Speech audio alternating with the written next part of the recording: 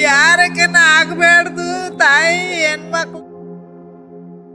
21 सितंबर 2024 बेंगलोर के एक बिल्डिंग के फ्लैट से कुछ दिनों से बहुत ज्यादा तेज गंदी बदबू आ रही थी। इतनी गंदी बदबू कि वहाँ कॉरिडोर में खड़ा होना भी बहुत ज्यादा मुश्किल हो रहा था।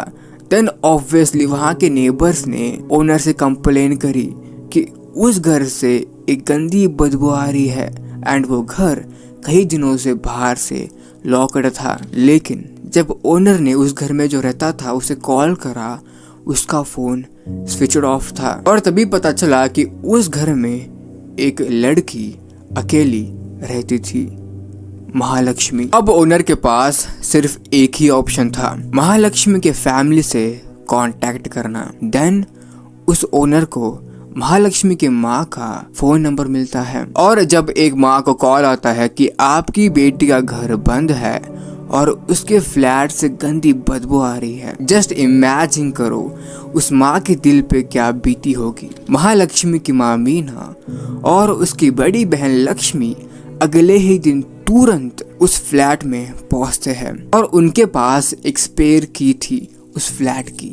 लेकिन जैसे ही वो लोग दरवाजा खोलते हैं कि तेज गंदी बदबू आती है एंड हर तरफ पूरे घर में मक्खियाँ उड़ रही थी और उस घर के अंदर जाना बहुत ज्यादा मुश्किल हो रहा था क्योंकि स्मेल बहुत ज्यादा गंदी थी। इसलिए मीना और लक्ष्मी ने अपना मुंह और नाक ढक लिया और उसके बाद वो घर के अंदर जाती है। लक्ष्मी अपना फोन निकालती है और रिकॉर्ड करना चालू करती है। पहले वो बाथरूम चेक करते हैं, शायद वहाँ कुछ कचरा पड़ा होगा, लेकिन मीना एक ही जगह खड़ी थी जहाँ बहुत ज्यादा तेज बदबू थी, फ्रिज के पास। एंड उसकी हिम्मत जरा सी भी नहीं हो रही थी उस फ्रिज को खोलने की।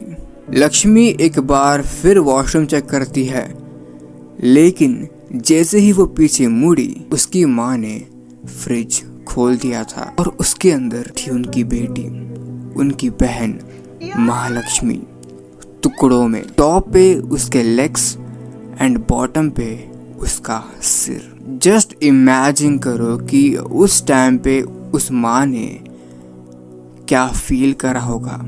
Just imagine that. Then police कुछ ही घंटों में पहुंचती है एंड इवन पुलिस ऑफिसर्स की भी फट रही थी अंदर जाने में क्योंकि स्मेल अब दुगनी हो चुकी थी। देन फॉरेंसिक रिपोर्ट के बाद पता चला कि उस बॉडी के 59 पीसेस हुए हैं। लेकिन महालक्ष्मी की जिंदगी में ऐसा क्या था जिसका अंजाम इतना खौफनाक हुआ एंड कौन था वो घटिया आदमी जिसने ये सारी चीजें करी थी। तो इस केस को समझने के लिए हमें थोड़ा पीछे जाना होगा।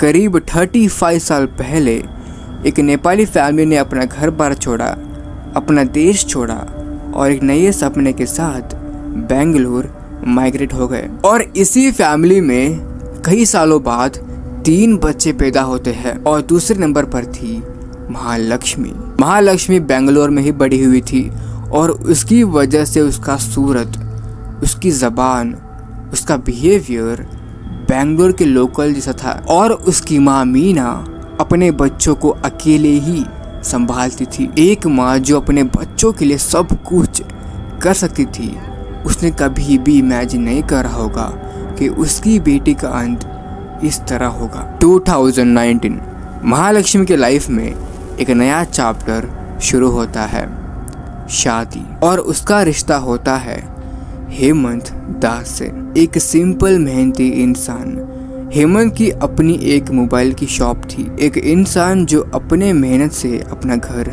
चलाता था। और शादी के कुछ साल बाद उनकी गोद में एक प्यारी सी बेटी आती है और ये सुन के कुछ वक्त के लिए लगता है कि ये फैमिली बहुत ज़्यादा हैप्पी फैमिली है। लेकिन मैं एक बात क्लियर करना चाहता हूँ कि जिस दिन महालक्ष्मी की मौत हुई, हेमंत अपनी दुकान में था और अपनी बेटी को संभाल रहा था। मैं ये बात इसलिए कह रहा हूँ क्योंकि इन जैसे केसेस में पहला शक जाता है हस्बैंड पे, लेकिन इस कहानी में हेमंत इस जुर्म का हिस्सा नहीं था। ये चीज याद रखना, क्योंकि जो सच है वो कहीं और छुपा हुआ था। अब वापस चलते हैं उनकी शादी की तरफ। अगर अपन उनकी लाइफ बाहर से देखेंगे तो उनकी लाइफ एकदम परफेक्ट एंड हैप्पी लगेगी, लेकिन अंदर कुछ और ही था। हेमंत सुबह से रात तक अपनी दुकान में बिजी रहता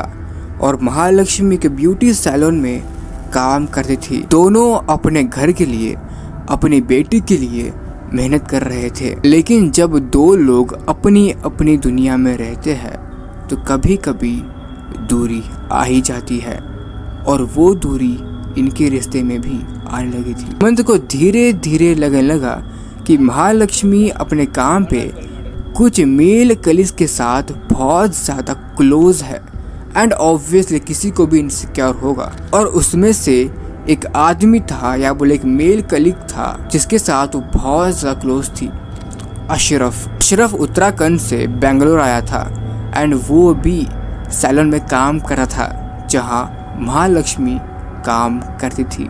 और धीरे धीरे महालक्ष्मी और अशरफ के बीच दोस्ती बढ़ने लगी, और कब ये दोस्ती रिश्ते में बदल गया उन्हें भी पता नहीं चला। और सच सामने आने के बाद अक्टूबर 2023 में उन दोनों ने डिवोर्स ले ली।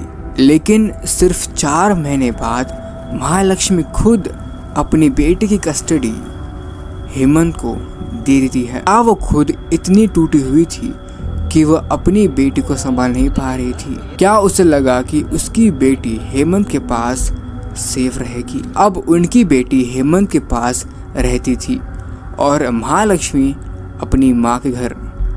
लेकिन पता नहीं क्यों कुछ ही महीनों में महालक्ष्मी ने अपने माँ का घर छोड़ दिया और उसने एक बेंगलोर में एक सेपरेट फ्लैट रेंट पे ले ली, और उस फ्लैट पे वो अकेले ही रहती थी।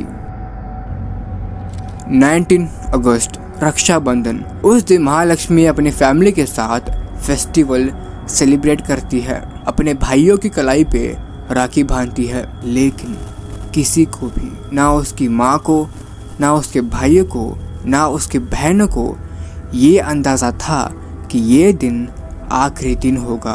देन 2 सितंबर को महालक्ष्मी के फ़ोन से एक आखिरी कॉल जाता है, और उसके बाद कंप्लीटली साइलेंस, खामोशी। बिल्डिंग के कुछ लोगों ने ऑब्जर्व किया कि कई दिनों से महालक्ष्मी दिखी नहीं, लेकिन उन्हें याद था महालक्ष्मी तो वैसे भी बाहर कम ही निकलती थी। दिन गुजरते गए और एक दिन एक चीज शुरू होती है, बदबू।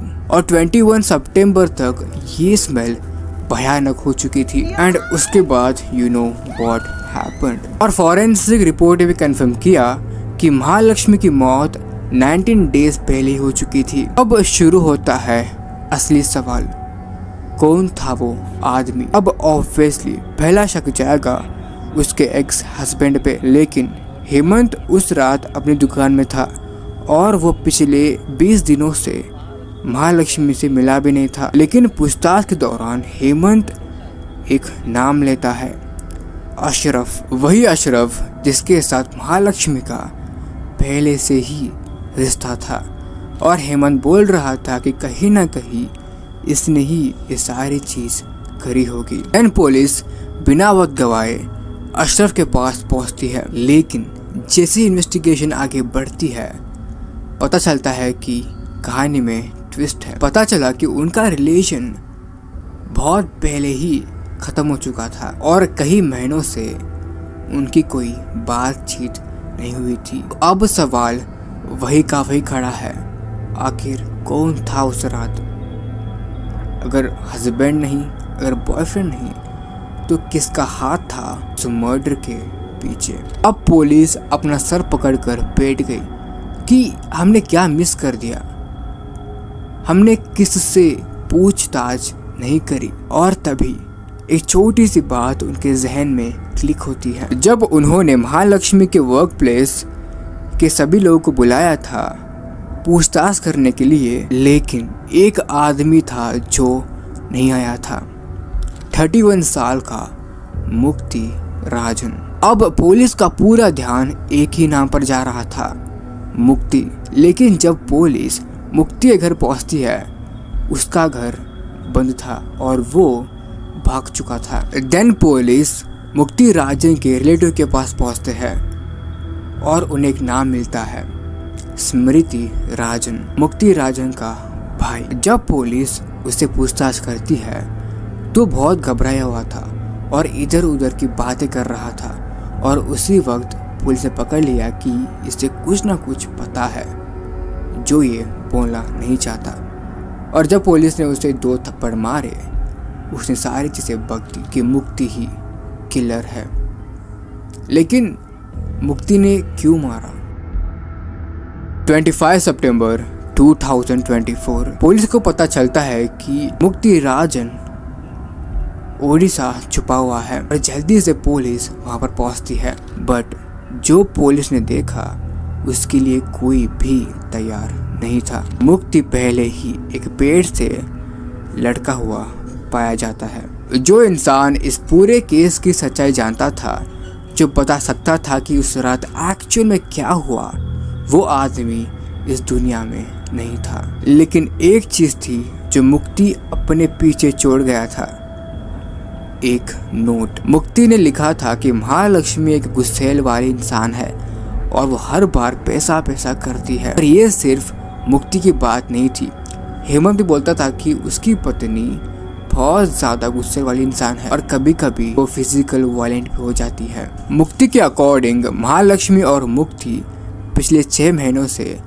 रिलेशनशिप में थे और दोनों चाहते थे कि वो शादी कर ले और एक नई लाइफ शुरू करे। लेकिन मुक्ति के अकॉर्डिंग वो पैसों की मांग से परेशान हो चुका था और शादी के लिए पूरी तरह से तैयार नहीं था। और फिर आता है 3 सितंबर, वो रात। उस दिन मुक्ति महालक्ष्मी के फ्लैट पे गया और स्टार्टिंग में बात हुई और सडनली वो बात बहस में बदल गई और बहस से फिजिकल वायलेंट में।